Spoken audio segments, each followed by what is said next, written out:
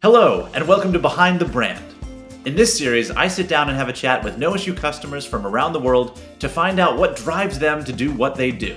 If you're interested in how other small businesses are run in your industry, then this is the series for you.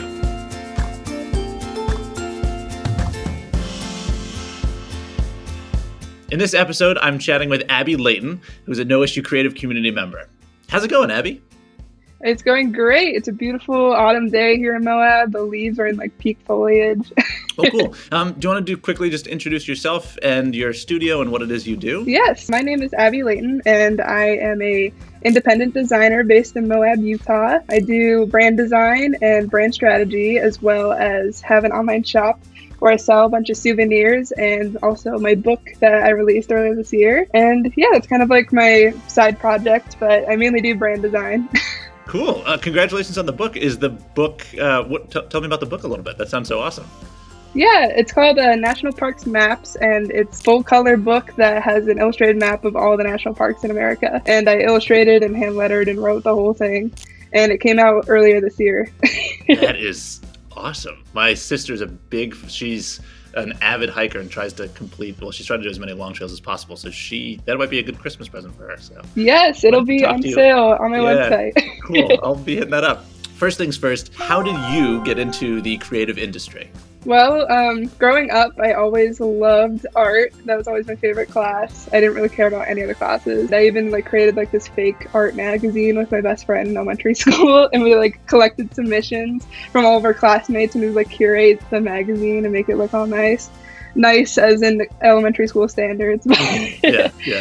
I always knew I wanted to do design, and I went to school at Pratt Institute in Brooklyn for illustration, and I graduated from there in 2019, and I got a couple internships while I was in school. I was a product designer at Marvel for a little bit, which was really cool. Awesome. Okay. Yeah, so I moved out to Moab after I graduated because I love the national parks and being immersed in nature, and all my stuff is really nature themed, so I knew I wanted to be out in the desert. So I moved here and became an independent designer earlier this year. That's so cool. Was it tough to become an independent designer versus kind of working with one of those bigger companies or being part of a large organization? Yes, it is a little scary to think about going off on your own, for sure. I was definitely contemplating it for a while, but I knew that that's what I wanted to do because I wanted to be a very specific type of illustrator, and I knew working for a company or a bigger organization, I wouldn't be allowed to be myself and make my own art. So I knew that's what I wanted to do, and once I did it, I was thank God I did that, because it was such a great decision. So I guess speaking to that part of that, you moved to Moab, you love the national parks. How does where you live shape your design style, and how would you describe that style? I like to describe my style as whimsical Western. It's the best way I can think of it. I love just the color palettes and the shapes that the sandstone formations make here. I'm super inspired by all the abstract shapes and the flora and fauna, and the colors of the sunset and the color of the sandstone. I'm just that is just my inspiration, motivation, and all that stuff. So it's definitely greatly shaped my artwork, and a lot of my stuff is souvenir based. So I'll just take my favorite aspect of one specific place, and then I'll kind of make it into a souvenir that I think best represents it. Whimsical Western. I really like that. Yeah. Did you grow up in the West? Is this hometown, or is this a big move, a big change? It was a big move. I'm actually from Connecticut. Okay. Yeah. Yeah. I went to school in New York City, and I had known for a long time, I was I just need to go out west because I just love the landscapes there. So yeah, it was definitely a big move, but it was worth it. This is good. This is a lot of risk taking, I feel which is kind of fun. Yes. Fun to see. Yes. It is a lot of risk taking, but that's where you see the highest reward, for sure. Too true. All right, so next question. Describe what your ideal workspace looks like, right down to the snacks on hand and the music playing. Yes, I love interior design, and I love decorating spaces. I don't really have my ideal space right now, but I feel my studio would be this awesome bright room with a lot of open windows overlooking the sandstone in Moab, and I'm having a bunch of plants around me. I love snacking on chocolate covered pretzels. That is my favorite little sweet snack. And then Yes. just like the classic Cheez-Its, that's also like a good salty snack. Nice. And always have a fresh latte. I love coffee and having some sort of espresso drink on hand. And Some sort of caffeinated beverage, some sort of. yes, caffeinated beverage for sure. And then for music, I love indie music, and I even like have a studio playlist on my Spotify where I have like all my favorite like just get in the zone studio tunes that are all like indie themed. So that's the type of music I love to listen to while I'm working. Should we be plugging that as well? The Abby Leighton Studio playlist on Spotify? Out now. Yeah. Check it out. Yeah. Yeah, you can just search my name on Spotify and find it. Next question. What's your favorite productivity hack or shortcut that you've discovered in design? It has to be Microsoft To Do has been my favorite app in kind of organizing the tasks that need to get done, because you can create like little folders. You can have like more general lists of things you want to do over a course of like a month or two. And I also love time blocking my day, because working by yourself, you can kind of like get sidetracked or like spend way too much time on one thing. So I think time blocking your day really like lets you work on what needs to get done and not spend too much time doing one thing. Yeah, completely agreed. Just setting like 30 minutes or an hour for a specific task and then moving on just changes how it works, honestly. Definitely. I'm interested to know, are you the kind of person that if you've just accomplished something that you haven't written on your list, will you put it on the list and then cross it off? I do. just so I can cross it off. And yeah, you gotta have that. You just feeling. feel so productive. Yeah, it's like the best way to start For a day. sure. Eat breakfast. Done that. Here we go. Moving on to the next. Yeah, definitely. What does inspiration look like for you, and where's the easiest place you can find it? Yeah, I think inspiration comes from almost anywhere, and I really love finding inspiration outside of the design world. So just like experiences, places to visit, music, food, people, all that stuff is like what inspires me to like keep working and help people reach their goals. Yeah, I think inspiration is really just like everywhere around you. And I think it's really a good idea to look at like the people closest to you and your favorite experiences, what makes you happy. That's always like a good place to find inspiration. Do you find if you're ever stuck in a rut or stuck somewhere that you'll do something specific in order to snap yourself out of it? Is there like a thing, Yes, I love going on hikes. There's a lot of hikes to do here, and just getting outside, even if you don't live in Moab, I think just getting outside, getting some fresh air, hearing the birds chirp, seeing some trees, I think that really helps like make you feel refreshed and energized. Yeah, completely agree. It definitely helps shake up that like tunnel vision of, okay, I'm on this one thing. It's like, oh, there's a lot more going on. What is your number one tip for businesses when designing packaging or any other kind of branded marketing? Oh, I love this question. When it comes to packaging, I love designing packaging, and I think the most important thing is to think about the experience that the person will have when they see it and touch it and open it. So like visuals are obviously very important. The materials that you use, like the way it feels when people touch it, that's also important. And just like the overall feeling that someone will have, like using color psychology and just kind of thinking about the experience overall is, I think, the most important thing to do. Yeah. So color psychology, are you thinking of that when you think of the kind of experience when they open? I'm interested. That sounds so cool. Yeah, I think just having a really solid use of what colors you're using, you can kind of control how someone is feeling when they are opening your product or using your product based off of their packaging. That's pretty amazing, because I think that people would normally assume that. Well, I hope you get a lot of creative license to do what you want to do with your clients, because I could imagine that there'd be a lot of kind of, oh, this is exactly what we want. But it sounds like you've got a lot of kind of creative freedom to be able to say, oh, actually, I think this is what they're going to experience when they open this at the end of the line. So I think we should change it in this way. This is a bit of a maybe a more frivolous question, but what's your favorite color to design with and why? I don't think I have a specific favorite color, although I do love orange, like just like red rock orange. Yeah. I love all warm tone colors. I think going back to color psychology, using warm tone colors, I think really evokes like a sense of welcoming and brightness and just like being really friendly and warm. But yeah, red rock orange is definitely my favorite, because I don't know, it's like the epitome of like desert bohemian warm color. I just love that color so much. Did you have that feeling of warm welcome when you arrived to Moab? Was that kind of you drove in and you flew in? And you're I like, flew in the first time I came here, and all you see are just like the red rocks below you, and it's just that orange color. It really sticks out.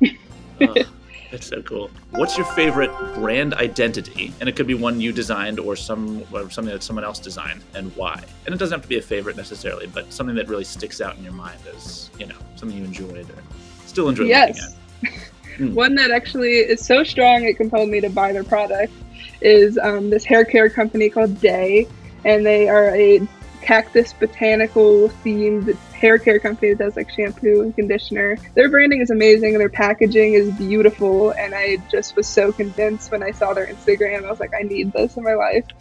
And that's the power of branding, is that you can really impact someone and make an impact without them even using the product, just by having a strong visual identity. So that's my favorite branding project that I haven't done. But my favorite project that I've done is called Giddy Up Coffee Company, which is like combining two of my favorite things. It's like this Western coffee company in Phoenix combined with like sustainable zero emission coffee roasting, and they wanted like this awesome Western female, like pinks and browns, and it was just a great project. I love that project so much.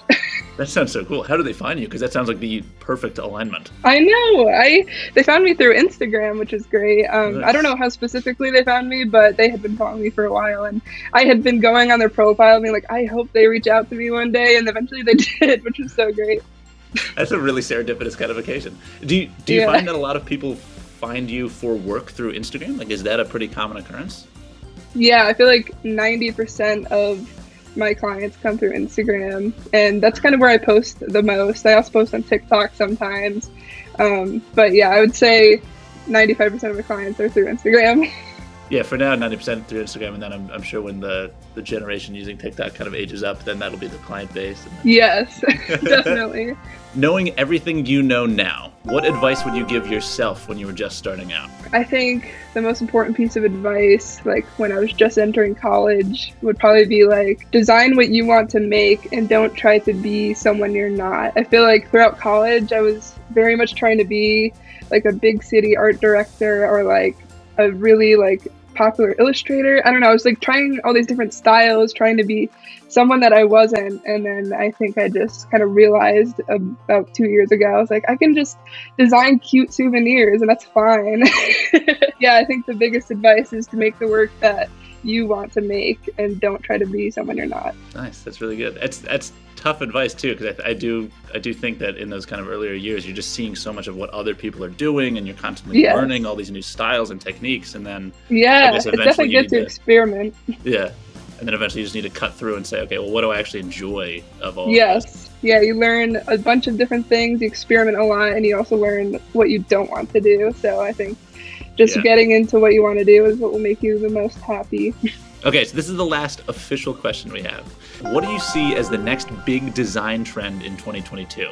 And what has you most excited about the future of design? Ooh, I love this question too. I think the biggest design trend I see coming is probably like a revival of like the 90s aesthetic. I feel like that's coming back. I feel like this past couple of years we've been kind of on the 70s and 80s, and so I feel like maybe in the future it'll be the 90s, because history loves to repeat itself in terms of styles and trends. And then I also think just like really minimal color or minimal designs but with really bold colors is what's going to be really popular next year. Also, I feel like with the Pantone color being a color of the year for 2022 is like this really awesome sagey muted green. I think a lot of brands will kind of take it back to nature and be like a lot of nature themed colors. So those are my predictions. Yeah. Honestly, if any of them come true, we'll come back. We'll say you predicted it correctly, and we'll get you back on. I like the return to nature thing, because I definitely have seen quite a few brands. I remember Converse did a series of like national park inspired sneakers, and a few other people have kind of really gone back to that with the color tones they're using. So yes, really, oh my gosh, my senior project in college was a national park, like nature themed Converse line, and I like hand painted a bunch of shoes. And then like a couple years later, Converse came out with this national park line, and I was like, I literally predicted this. This was me, guys. I did this. Is no one noticing? Yeah. And I think it would be really cool to dive into the world of virtual reality and like the Oculus, and just kind of have like virtual reality worlds that people can enter that have like different animation and illustration styles. That's amazing. Have you played around with that at all yet yourself? Not really. Kind of seems like hard work, but it would be really cool to learn that. That would be an awesome skill to have going into like the future, because I feel like technology is just headed in that direction for sure. It definitely is. It definitely is. I have follow-up questions though, because I want to know a little bit more about your time at Marvel as an illustrator. Yes. Were you doing like comics? Were you doing like designs and? I did a lot of just like apparel design. So I did a lot of hand typography, and then like combining it with like existing illustrations, or like use these specific illustrations and then you can use these fonts, or like maybe do your own hand typography. So I tried to do like something more original. Well, Abby, thank you so much for stopping by. We really appreciate you taking the time to chat with us and enlighten us in so many different ways. Excited to see what the next next few projects look like. Also very excited to see the book, which I will be purchasing for my sister. Hopefully, Becca, don't watch this video, because that'll be a big spoiler as to your Christmas present. But yeah, so thank you so much. Really appreciate it. Yes, thank you guys. This was so fun. I really had an awesome time. Awesome. And if you're enjoying these chats with our community, please feel free to comment below with what you'd like us to ask them next. Have a good one, Abby. Thanks so much. If you like this episode, then go ahead and check out our YouTube channel. There's plenty more content just like it. And if you really like this video, why not make it official by giving us a like below? And even subscribe to see more content as it comes out. Thanks.